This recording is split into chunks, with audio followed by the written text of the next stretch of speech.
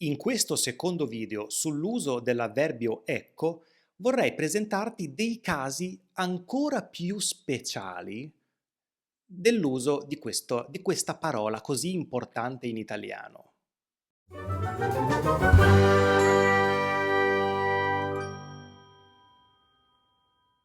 Abbiamo visto nel video precedente che ecco è usato per indicare, mostrare, mettere l'attenzione su qualcosa o qualcuno che arriva o che appare, che è presente.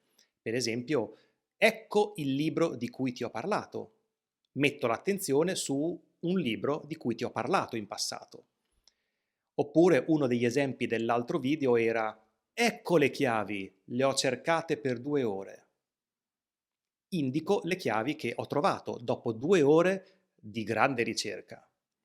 In questo video vediamo dei casi ancora più particolari ma molto naturali in italiano.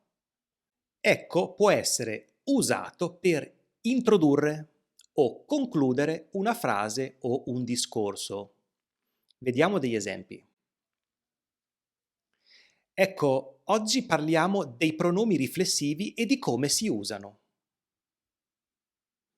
In questo caso, ecco ha solo la funzione di introdurre una frase, un argomento o un discorso, ma ecco può anche essere usato per concludere il discorso. Ho bisogno che mi aiuti a ripassare il congiuntivo. Ecco cosa volevo dirti. Quindi voglio mostrare la conclusione, la funzione del mio discorso precedente. Ecco cosa volevo dirti. Stiamo concludendo la frase o il concetto. Potresti trovare anche l'avverbio ecco seguito da un verbo al participio passato. Sicuramente avrai incontrato l'espressione ecco fatto. In questo caso ecco più il participio passato è usato per indicare un'azione che è stata completata. Per esempio, quando finisci degli esercizi di italiano puoi dire ecco fatto, ho finito gli esercizi. Ecco fatto significa li ho conclusi, li ho fatti. Oppure ecco finiti gli esami. Significa ho finito gli esami. Ecco finiti. Ovviamente il participio passato si accorda con l'oggetto, in questo caso esami plurale. Ecco più participio passato indica la conclusione di un'azione. L'azione è finire gli esami.